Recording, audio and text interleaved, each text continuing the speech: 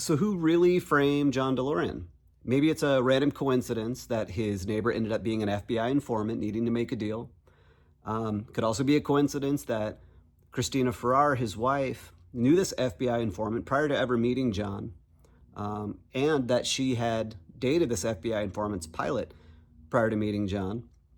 What happened to Cristina Ferrar's first fiance? How did he die? Were these men connected with him in any way? Let's talk to Kathryn DeLorean, get her perspective on it all. This is an interesting one. I hope you guys enjoy. I think there's a video of your dad talking about this when he started going to some of the meets, like some of the conventions and stuff. Didn't he say that when they set him up and they forced him to come to LA for that final scene, right? And they threatened my life, your life, if he didn't come. He said he figured out what was going on. He didn't want, he didn't know it was a setup. Right. But he figured out that they were drug dealers, and he didn't want to do that deal. Yeah. So two things happened. One, he tried to get out of it, and they said if he didn't show up, that they would send my head in a grocery bag. How Larry Flint got involved, I know you may have seen his movie. What happened is he bought a tape from the confidential informant in the case for some incredible, I don't know, $500,000 or $250,000. And the tape was the tape of the confidential informant telling me when I didn't want to have anything to do with him, telling me that unless I went to that hotel room in L.A., they were going to kill my daughter and send her head home in a shopping bag. Oh. You didn't know that. And the other thing is he ended up trying to rip them off. So instead of bringing money or something of value, he brought worthless stock certificates, right, which is actually why he was acquitted. The entrapment... Because he didn't send them cash. He didn't wire them money. He didn't actually commit a crime. Yeah. Because he brought nothing of value. So the entrapment defense, yes, worked, but that's not why he got off. He got off because he didn't commit a crime. He was hoping that they would kill him for ripping them off, and then his family would be left alive. Mm. But here's the crazy thing I learned this past year. Christina knew Hoffman before she even met my dad. The informant? The informant who showed up out of nowhere. Strangely, Christina was dating Tony Thermopoulos years before all this happened. Read that as, in my opinion, allegedly, she needed a way out. Graceful. Hoffman worked for a pilot, or knew, or was in cahoots with a pilot who was flying the drugs on the plane.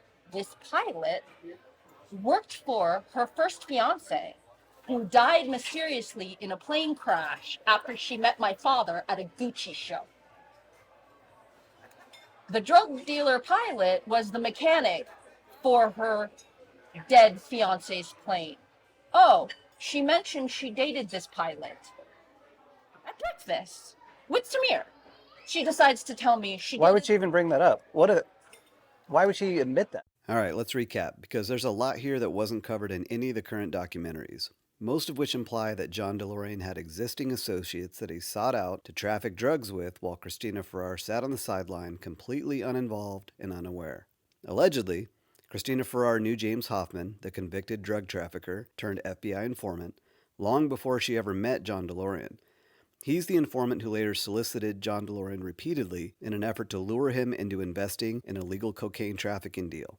Hoffman also had an associate, Williamhetrick, who Cristina Ferrar dated long before John DeLorean, who was a drug trafficking pilot and airplane mechanic. Cristina was later engaged to fletcherjones, who was a computer pioneer who developed software programming services for companies like Honeywell and IBM, later securing a contract with NASA.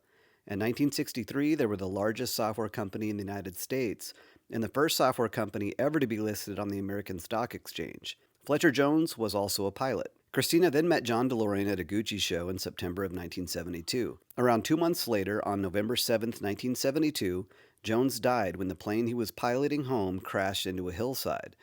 His airplane mechanic was Williamhetrick, the man Cristina Ferrar had previously dated. 6 months after Jones's death, Cristina was married to John DeLorean on May 18, 1973. Cristina, sometime after marrying John, began quietly seeing Tony Thermopoulos, the TV and motion picture executive and president of ABC. A short time later, FBI informant James Hoffman, Cristina's old friend, randomly became a neighbor to the DeLorean family, renting a house down the road and quickly befriending them. Everything I've learned seems to imply that John DeLorean was unaware of Christina's relationship with Thomopoulos or her relationship with FBI informant Hoffman. Hoffman then repeatedly solicits John DeLorean to invest in an illegal drug smuggling deal, in which John refuses a number of times, but eventually goes to what he would soon learn was an FBI setup meeting in LA, where he was ultimately arrested. A meeting he went to because they had threatened to send him Kathryn DeLorean's head in a shopping bag if he didn't attend. He attended, bringing worthless DMC stock certificates because they knew they had no value, hoping that if anyone was at risk, it would be him and not his family. John DeLorean is arrested and goes to trial. His entrapment defense was successful, and he was acquitted on August 16, 1984. Shortly after John DeLorean's acquittal, Cristina divorces him. She marries Tony Thomopoulos 2 weeks after that. That's a big cat to let out of a big bag. Did you see the Netflix documentary in which she calls my father a malignant narcissist? Yeah. That's because when my doctor told me what she was, I told my sibling. And her response to me calling her a malignant narcissist was to go onto Netflix and call my father. Because you had called her that? Because I had called her that. Because all of this is over and he's dead now. Why are you telling me that you dated the informant's pilot? Why are you putting this in my brain? Yeah.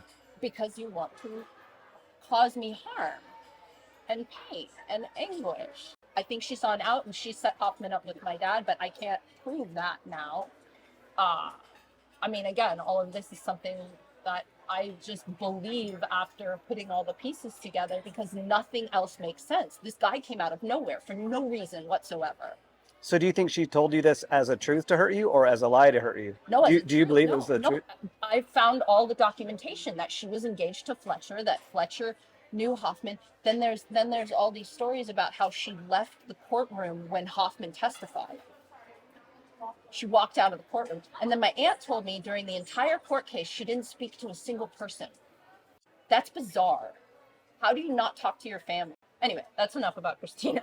I think that will change a lot of people's perspective on what potentially may have been. Because I think it's clear when you look into his history and you look into what happened to him, clearly he was sought after and targeted to bring down. It wasn't like he was out seeking something negative to do or anything illegal.